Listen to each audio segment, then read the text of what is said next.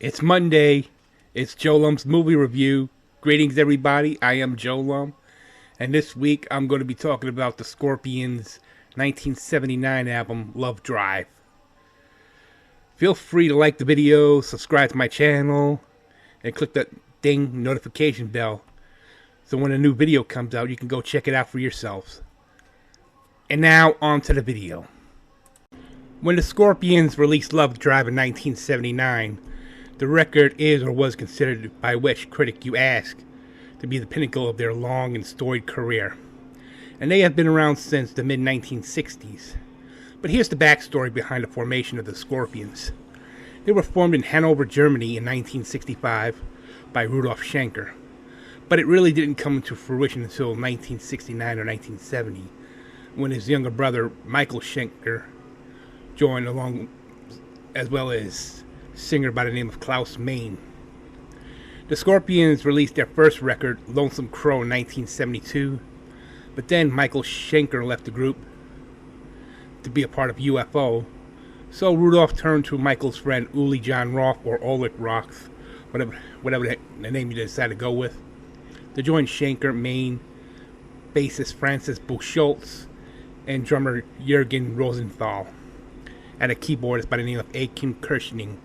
And that led to their second release, 1974's Fly to the Rainbow, which was more successful than Lonesome Crow, and it was their debut on RCA Records. Soon their third and fourth albums, In Trance and Virgin Killer, were released in 1975 and 76 respectively, with two different drummers. Now, the album artwork for both Virgin Killer and In Trance, they were controversial at the time, because you see, In Trance's cover had a woman straddling over a guitar with one of her breasts exposed. In a different album cover, it showed the breast being blacked out, censored if you will. Virgin Killer saw a nude preteen girl naked behind broken pane of glass. That came under fire in 2008 when the photo was probably still potentially illegal. Luckily, a photo of the band replaced the album cover. And then came Taken by Force, where two children were seen playing cops and robbers of shooting each other outside a military graveyard. That would be replaced with photos of the band as well. When making Lovedrive, Uli John Roth was outed from the band, and Michael Schenker returned to the band briefly before being replaced by a newcomer by the name of Matthias Jabs. The Scorpions were not only getting attention from rock radio stations all over Europe and all over Japan, but in the United States as well, which led to them leaving RCA for Mercury Records in 1978. Here's the thing about the Scorpions, though. When it came down to Lovedrive, Michael Schenker had left UFO, replacing Uli John Roth, who did not like the direction the Scorpions was going, as he recorded guitar parts for songs like Another Piece of Meat, Coast to Coast, Loving You Sunday Morning, Holiday, and the title track. So in the beginning of the band's German tour, Michael joined them on tour, which led to a reluctant parting of the ways with Matthias Jabs. However, 2 months later, during the tour of France, Michael quit and Matthias rejoined.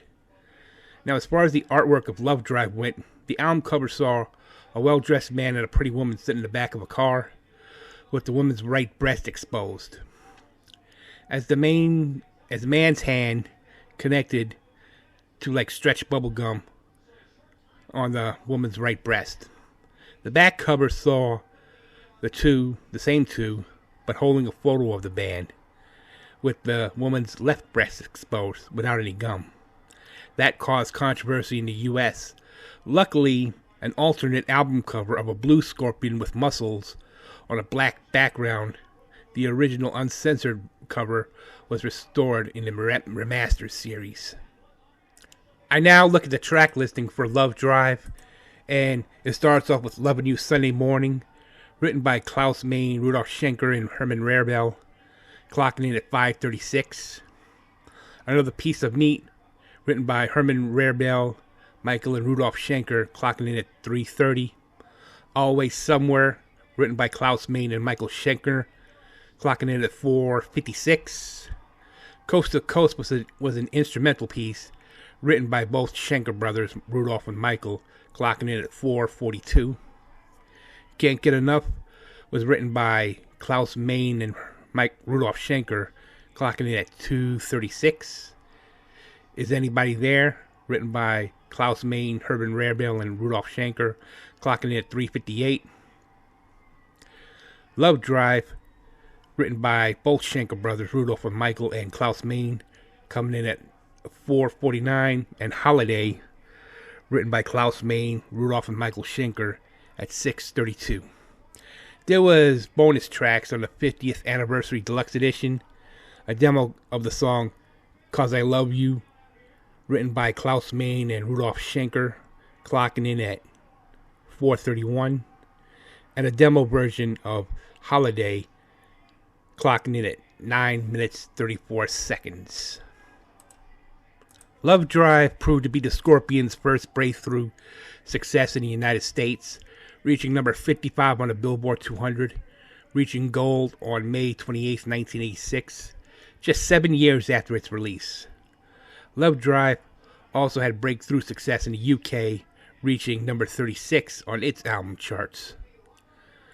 My overall rating of Lovedrive is an 80 out of 100.